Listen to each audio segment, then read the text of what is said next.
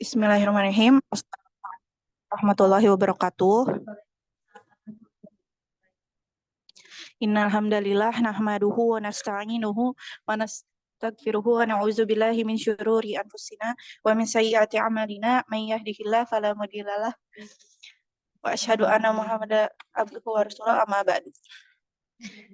Alhamdulillah ya Uma maupun Aba, hari ini kita dapat berkumpul pada acara parenting class yang insya Allah akan dilaksanakan setiap 1 bulan sekali, betul ya Ustaz ya? Ya. Setiap pekan kedua pada bulan ini, bulan Agustus, saya diamanahi untuk mengisi dengan tema pendidikan seksual, yaitu berjudul Menjaga Fitrah, Mencegah Kekerasan Seksual Anak melalui Tarbiyah Jinsiyah.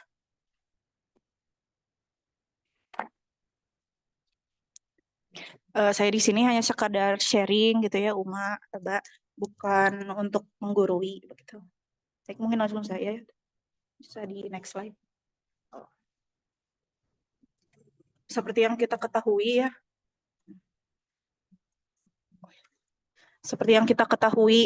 banyaknya kasus kekerasan seksual pada tahun ini, terutama ya 2025, setiap di sosial media begitu banyak, mungkin dari pekan ke pekan di TikTok, di YouTube, di manapun selalu ada kasus kekerasan seksual, terutama yang menyasar pada anak usia dini. Dari data juga di Simponi, yaitu Sistem Informasi Layanan Online dari Kementerian Pemberdayaan Perempuan dan Anak, bahwa sebanyak 34.000 kasus pada rentang Januari 2024 hingga Juli 2025, sebanyak 63,7% korban kekerasan seksual, yaitu rentang usia 0 hingga 17 tahun. Dan menurut Komnas Perlindungan Anak, 80% pelaku ini adalah orang yang terdekat oleh anak gitu. Bisa jadi tetangga atau kenalan di lingkungan, dan nauzubillah adapun dari keluarganya yang seharusnya itu lingkungan yang aman gitu, tetapi nauzubillah menjadi lingkungan yang menzolimi anak-anak gitu. Kenapa sih anak ini bisa menjadi korban gitu dari pelaku kejahatan seksual? Karena mereka menganggap anak ini adalah individu yang lugu, rentan, dan masih bergantung kepada orang dewasa gitu. Jadi saya pernah membaca gitu dan menonton beberapa motif pelaku gitu, mereka memberikan iming-imingi dengan uang ataupun dengan makanan seperti itu, yang akhirnya anak-anak terbujuk gitu. Nauzubillah, summa nauzubillah. Kurangnya kesadaran orang tua dan ketidaktahuan anak mengenai pendidikan akan terus semakin menambah kasus ataupun korban dan pelaku dari kejahatan seksual gitu. Hal ini dikarenakan perbedaan persepsi gitu, yang mengatakan bahwa ada pendidikan seksual ini belum penting diberikan kepada anak usia dini gitu. Mereka menganggap hal ini sebagai hal yang sensitif dan tabu gitu. Padahal orang tua ini adalah orang yang paling bertanggung jawab atas pendidikan, terutama pendidikan seksual ini gitu. Orang tua diwajibkan untuk memiliki kepekaan, keterampilan, dan pemahaman agar anak tidak semakin penasaran dan akan semakin terjerumus nantinya. Orang tua ini seharusnya menjadi rujukan utama sebagai anak gitu, sebagai role model, karena kesolihan orang tua dari Uma dan Aba ini menjadi contoh bagi anak-anaknya, karena kan pendidikan itu merupakan pembiasaan gitu, bukan hanya sekedar teori. Nah, next slide. Next slide lagi tuh. Untuk tarbiyah jinsiyah ini, next slide. Nah, apa itu tarbiyah jinsiyah? Tarbiyah jinsiyah ini, menurut Dr. Abdullah Nasih Ulwan dalam kitabnya Tarbiyatul Aulad fil Islam, tarbiyah jinsiyah ini adalah upaya pengajaran, penanaman, pendidikan seksual dengan adab dan akhlak yang baik sesuai dengan Quran dan Sunnah. Next slide. Apa sih perbedaannya dengan sex education yang ada di Barat gitu ya? Kalau tarbiyah jinsiyah sendiri kan memang berdasarkan Quran dan Sunnah, menjaga fitrah, kehormatan, dan kesucian, diajarkannya sesuai tahap usia dan adabnya. menanamkan nilai malu dan tanggung jawab, dan juga fokus pencegahan maksiat. Sedangkan sex education dari Barat itu berbasis sains, kebebasan individu yang fokus seksualitas yang sehat, dan mengajarkan kontrasepsi, hubungan aman, pencegahan penyakit, dan cenderung netral nilai tanpa agama. Bisa dikatakan bahwa pendidikan seksual dalam Islam ini sebagai tindakan preventif gitu, yang sebelum terjadinya intercourse atau perzinahan gitu. Sedangkan sex education di Barat ini lebih fokusnya ke tindakan reaktif gitu. Ketika sudah terjadinya perzinahan gitu, mereka mengajarkan bagaimana cara memakai kontrasepsi atau berhubungan yang aman, dan juga pencegahan penyakit seksual seperti itu. Di next slide.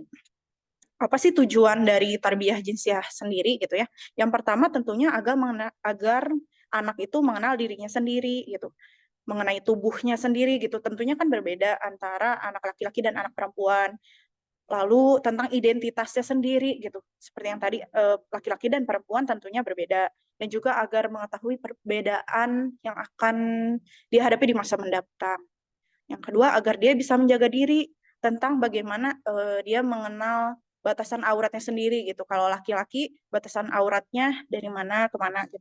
Kalau perempuan seperti apa gitu. Dan juga mengetahui mengenal mahramnya, dan juga bagaimana sih adab bergaul di dalam Islam itu.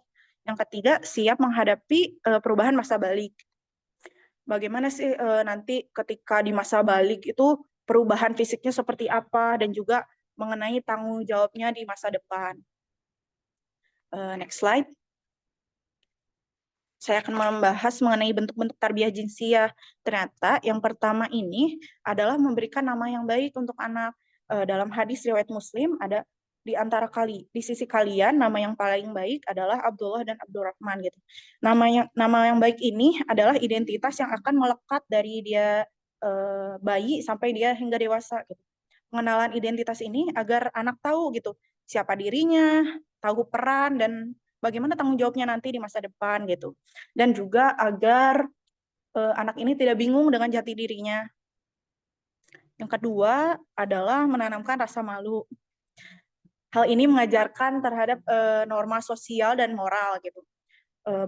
Misalnya dengan tidak membiarkan anak telanjang di depan umum gitu, keluar tanpa menggunakan handuk. Lalu biasanya ini terbiasa mengganti pakaian anaknya di tempat terbuka. Jadi supaya agar kita mengetahui benteng dirinya sendiri dari kecil, ya dibiasakan untuk mengetahui batasan auratnya sendiri gitu. Supaya anak tuh paham gitu, tubuhku ini adalah amanah, dan tidak semua orang wajib tidak semua orang mengetahui atau memegang tubuhku gitu. Yang ketiga adalah menumbuhkan sikap maskulinitas pada anak laki-laki dan feminitas pada anak perempuan gitu. Islam ini sangat menjunjung tinggi perbedaan ya. Ada perempuan dan juga ada laki-laki. Dan perempuan dan laki-laki ini mempunyai fitrah atau kodratnya masing-masing. Adanya perbedaan misalnya fisik, dari peran, dari karakter, itu ada untuk dihargai perbedaannya gitu, bukan untuk diejek dan dibanding-bandingkan seperti itu. Agar nanti di masa depan itu anak itu tahu menjalankan perannya, misalnya sebagai seorang suami atau menjadi seorang istri gitu. Hal ini juga agar anak tidak terjerumus LGBT gitu. Waktu saya pernah merumuskan skripsi gitu ya, membuat skripsi, waktu itu saya pernah melihat konten di YouTube yang seperti Cocomelon yang ada terjemahannya gitu. Ternyata ada seorang anak kecil gitu ya, sedang bermain perosotan gitu. Tiba-tiba ada 2 orang laki-laki yang menghampirinya dan merawat lukanya gitu. Ternyata di syair lagu tersebut ada konfirmasi bahwa itu adalah ayah dan papahnya ternyata. Tentunya ini kan membuat kita ini ya bertanya-tanya, anak-anak itu bertanya-tanya, kenapa ada 2 orang laki-laki dewasa gitu? Kenapa tidak ibu? Hal itu. Nah, ini membuktikan penanaman LGBT itu sangat masif ya, apalagi di barat sana. Untuk buku-buku anak itu sudah disisipkan gay pride dan segala macam gitu dengan terang-terangan. Nah, agar ini insya Allah tidak terjerumus ya, kalau anak punya fondasi yang kuat gitu, anak paham bahwa dia laki-laki, anak paham bahwa dia tuh perempuan, akan semakin kuat dan tidak mudah goyah gitu ya di masa depan. Lalu yang keempat, memisahkan tempat tidur mereka. Diriwayatkan dari Abdullah bin Amr, jika dia berusia 10 tahun, maka pisahkanlah tempat tidur mereka gitu. Hal ini kenapa sih? Agar mengajarkan kemandirian dan juga mengetahui adanya perbedaan gender jika saudaranya berbeda jenis kelaminnya gitu. Hal ini juga berguna untuk menjaga batasan privasi dari anak tersebut. Yang kelima adalah mengenalkan waktu berkunjung di 3 waktu. Dalam Quran surat An-Nur ayat 58, itu dijelaskan bahwa anak itu diajarkan meminta izin atau adab memasuki kamar orang tua dalam 3 waktu. Yang pertama sebelum subuh, yang kedua waktu menggunakan pakaian santai saat siang hari, yang ketiga adalah setelah Isya. Kenapa gitu anak itu diajarkan untuk meminta izin atau ada adabnya? Karena waktu-waktu itu tersebut adalah waktu auratnya yang tidak mungkin orang tua tidak sengaja terbuka gitu pakaiannya. Hal ini agar menjaga kehormatan orang dewasa. Yang keenam adalah mendidik menjaga kebersihan alat kelamin atau toilet training. Hal ini dapat menumbuhkan sikap mandiri dan menjaga kebersihan. Jika anaknya sudah tuntas toilet training atau sudah terbiasa mandiri, misalkan cebok sendiri gitu ya, anak itu tidak perlu minta bantuan orang lain, dia akan membersihkan dirinya sendiri dan ini mengurangi potensi pelecehan seksual gitu. Yang ketujuh adalah mengenalkan mahramnya. Hal ini mendidik anak agar mengetahui batasan dalam hubungan pernikahan nantinya. Mahram ini kan adalah orang yang tidak boleh dinikahi gitu. Orang mahram ini diperbolehkan untuk melihat aurat kita. Jadi anak itu mengetahui bahwa oh ini mahram kita, oh ini bukan. Uma dan Abah bisa mengajarkannya dengan poster pohon, poster apa? Ya, poster tersebut gitu. Hal ini kan tercantum dalam Quran surat An-Nisa ayat 23. Yang ke-8, mendidik anak agar selalu menjaga pandangan mata atau ghadul basor. Nah, tersebut kan tercantum dalam Quran surat An-Nur ayat 30 ya. Ketika kita harus menundukkan pandangan gitu. Selain itu pula kan manusia itu memiliki naluriah untuk melihat terhadap lawan jenisnya ya. Jika kita tidak memberikan arahan yang baik, tentunya nanti akan berdampak yang negatif gitu. Selain di dunia nyata, di dunia sosial media juga kita harus mengajarkan kepada anak, misalnya bagaimana sih ada tontonan yang baik itu seperti apa gitu. Tontonan yang tidak baik itu seperti apa. Uma dan Abah bisa memfilter gadgetnya atau TV-nya gitu untuk menayangkan hanya yang baik saja ataupun Uma Abah bisa membuat flash disk yang isinya terdapat dengan tontonan yang baik saja. Yang ke-9 adalah ada pendidikan seksual melalui sholat gitu. Kan anak ini diajarkan sholat itu sedari dini ya. Di dalam sholat itu ada yang pertama bersuci sebelum sholat, yaitu berwudu gitu. Yang kedua, sop laki-laki dan wanita kan dipisah. Yang ketiga, agar anak menutup auratnya. Yang nomor 10, ajarkan anak berani menolak sentuhan tidak sopan. Ini kita harus mengajarkan bahwa ada bagian-bagian tubuh anak yang tidak boleh disentuh oleh orang lain. Misalnya dengan mulut, atau dada, atau pantat, dan juga kemaluan gitu. Jika ada orang yang sengaja memegang bagian-bagian tersebut, anak harus berani berkata tidak gitu. Atau bisa juga dengan berteriak dan juga berlari. Nah, ini agar melindungi anak dari resiko pelecehan gitu. Jika Uma dan Aba kesulitan mungkin ya berkomunikasi dengan anak tentang masalah ini, bisa juga melalui buku cerita bergambar gitu. Sudah banyak di internet, misalnya dari Tarbiyah Jinsia Basic Sexual Education dari Jihad Books, atau Tubuhku dan Milikku dari Zain. Penulisnya dari Fahreja Elena Putri. Dan juga ada buku yang berjudul Mengapa Ada Adik di Perut Ibu karya Dr. Afi Andriani gitu. Saya mengetahui bahwa tarbiyah jinsia ini kan merupakan proses yang panjang ya, dari anak bayi hingga nanti dia dewasa nantinya. Karena kalau bukan kita yang mendidik ya, dunia yang akan membentuk mereka gitu. Semoga Uma dan Aba dipermudah gitu untuk mendidik anak dalam satunya gitu. Semoga Allah mempermudah ya. Mungkin sekian dari saya kembalikan ke Ustazah Novi.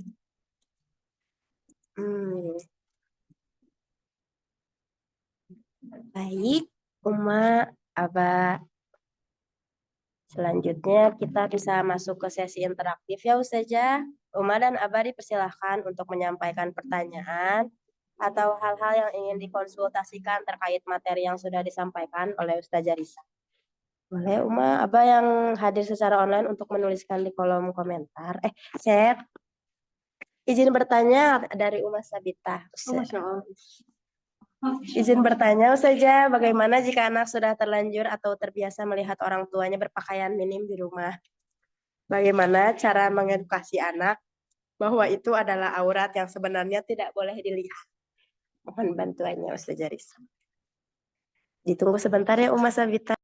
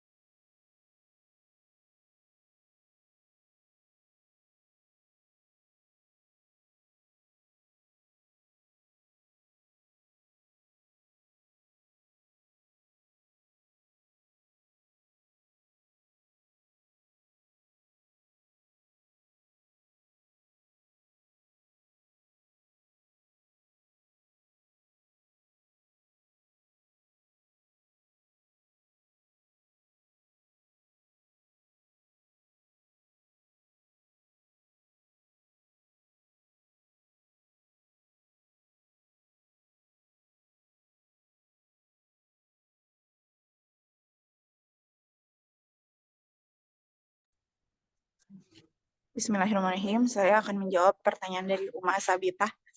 Nah, jika anak sudah terlanjur gitu untuk melihat orang tuanya berpakaian, mungkin sebagai orang tua kita harus introspeksi dulu ya mungkin. Karena kan memang kita harus mengajarkan kepada anak. Misalkan kalau ibu itu auratnya seluruh tubuh kecuali muka dan telapak tangan gitu. Misalnya di sounding gitu, adik gitu bahwa tidak sengaja melihat karena ibu kan terbiasa apa ya di kamar gitu mungkin.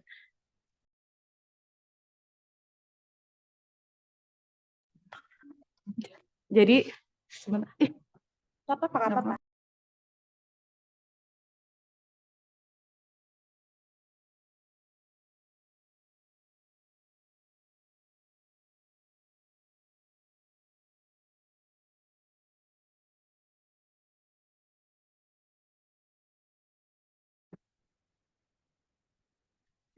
Tes. Udah, sok. Tes. Nah, karena kan pendidikan seksual ini bergantung kepada pembiasaan di rumah juga ya Uma Aba. Jadi misal Uma Uma atau Aba selalu berpakaian yang baik mungkin di rumah karena anak adalah peniru yang ulung. Dan juga membutuhkan konsistensi dan doa. Perubahan kan tidak langsung selalu diterima anak ya. Apalagi jika mereka tuh terbiasa gitu melihat yang berbeda, maka perlu konsisten dari sikap orang tuanya gitu dan juga perlu kesabaran dan juga tidak lupa untuk banyak berdoa. Seperti itu mungkin Uma. Baik, terima kasih Ustazah Risa. Ada yang mau bertanya lagi dari Uma Imma Ratnasari. Izin bertanya saja, anak Umujifa, bagaimana ya mengajarkan anak yang penakut karena misalnya jika mandi harus dibuka kamar mandinya. Jazakillahu khair. Bismillahirrahmanirrahim. Izin menjawab pertanyaan dari Umu Ziva. Mungkin kita harus dicari tahu dulu kenapa alasannya anak itu takut gitu di kamar mandi. Mungkin itu ada alasan psikologis ya, misalnya selalu ditakut-takuti mungkinnya dan lain sebagainya. Kita mungkin banyak sounding ke anak gitu ya bahwa tidak apa-apa kok di kamar mandi gitu. Karena kan kamar mandi ada bagian tubuh yang kalau kita mandi itu terlihat aurat dan itu adalah tidak boleh sembarangan dilihat gitu, apalagi kalau di publik ya, di kolam renang misalkan seperti itu. Jadi ada itu wajib menutupnya karena itu memperlihatkan auratnya. eh, Tidak apa-apa misalnya tidak langsung harus harus mandiri gitu, tapi di sounding pelan-pelan gitu, mungkin seperti itu. Baik, terima kasih Ustazah Risa. Mangga, Uma, Abah, ada yang mau bertanya lagi? Oh, ini ada pertanyaan. Ustazah.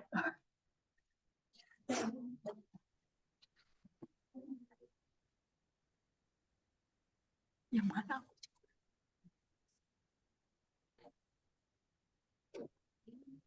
Barakallahu fikum, Uma. Ya.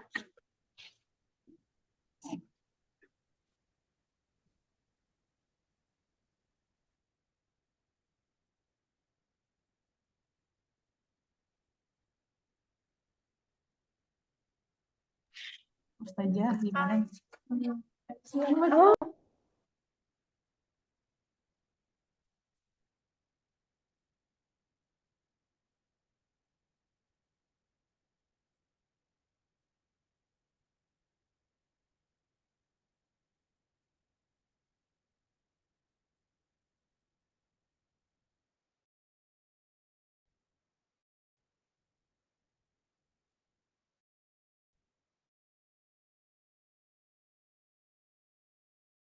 Oh, ini ada pertanyaan lagi ya Ustazah, yang ini ya. Ustazah, gimana biar anak laki-laki disiapkan agar tidak terjerumus pada kaum LGBT? Mangga Ustazah. Bismillahirrahmanirrahim, izin menjawab ya, bagaimana anak laki-laki agar tidak terjerumus LGBT gitu ya. Yang pertama itu seperti yang tadi dipaparkan gitu, bahwa anak itu harus mengenali dirinya sendiri gitu, bagaimana identitas dirinya sendiri, apa kan dia laki-laki gitu. Hal ini juga penting gitu ya untuk aba di rumah untuk mengajarkan bagaimana sih tentang perannya di rumah itu, dan juga perbedaan laki-laki dan perempuan itu seperti apa gitu. Hal ini penting gitu jika mempunyai pondasi yang kuat gitu, bahwa dia mengetahui bahwa dia itu seorang laki-laki gitu. Hal itu insya Allah akan menjadi menjadi benteng diri pertahanan di masa depan yang akan datang. Ya. Khair saja. Ya, mungkin dari Ummu Mira ada pertanyaan terkait anak aku ini perempuan satu. Iya ya. Dia tuh bondingnya kuat banget sama bapaknya. Karena kan kalau perempuan sama bapak juga kan Oh iya. itu berarti kapan gitu waktu untuk ngebatasin antara memandiin, karena dia tuh mandinya sama bapaknya, cabutnya sama bapaknya, tidurnya sama bapaknya, mungkin kan harus tetap ada batasan ya walaupun sama orang tua. Nah itu paling di usia berapa kira-kira yang optimal dan pas buat mereka kayaknya udah gitu. Iya betul-betul. Izin menjawab ya Umu Wira. Oh ya, kalau untuk memandikan dan lain sebagainya itu diusahakan dari usia 2 tahun ya gitu. Tapi kalau untuk pemisahan untuk kamar tidurnya mungkin ada dalam hadis itu dari usia 10 tahun misalkan kalau Wira dan adiknya gitu. Karena dalam hadis riwayat Abdullah ibnu Amr itu, jika anak berusia 10 tahun gitu dan bisa karena tidur karena usia tersebut juga usia tamyiz yang insya Allah nanti udah siap untuk sholat rutin ya, mulai disiapkan untuk sholat rutin. Nah itu waktu yang tepat gitu di usia segitu.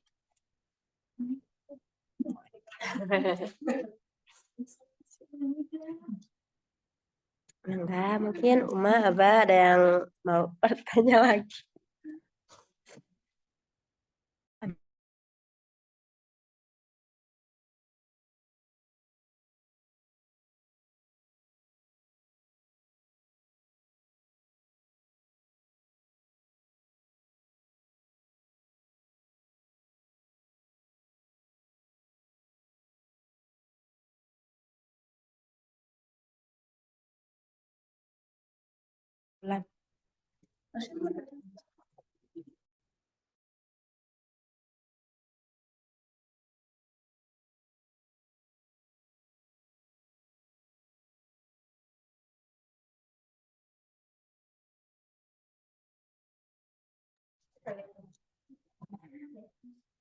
Jika tidak ada yang Pendidikan seksual.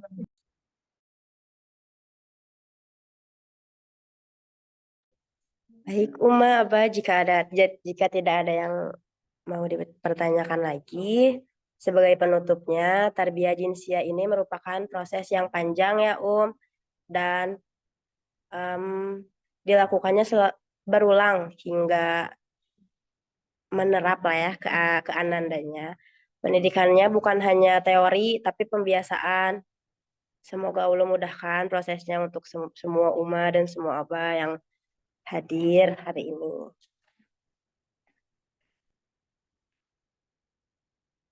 Alhamdulillah, semoga apa yang kita pelajari hari ini menjadi ilmu yang bermanfaat dan dapat kita aplikasikan dalam kehidupan sehari-hari. Terutama dalam mendidik anak-anak kita menjadi generasi yang solid dan solihah. Jazakillah khairan ya Ustazah Risa atas ilmu yang luar biasa dan penuh makna. Semoga menjadi amal jariah dan bakal kita dalam membangun kehidupan yang sesuai dengan fitrah insani. Untuk parenting class di bulan depan, insya Allah kita akan mengangkat tema tentang kesehatan ya yang akan disampaikan oleh Ustazah Tasya, insya Allah. Untuk tempatnya masih sama di gedung 2 dan secara online. Untuk waktunya akan disampaikan lebih lanjut di grup diskusi ya Mbak. Saya selaku MC mohon maaf apabila ada kata atau sikap yang kurang berkenan selama membawakan acara ini. Mari kita tutup dengan doa kafaratul masjid. Majelis. Kafaratul majlis. Subhanallah wa bihamdika.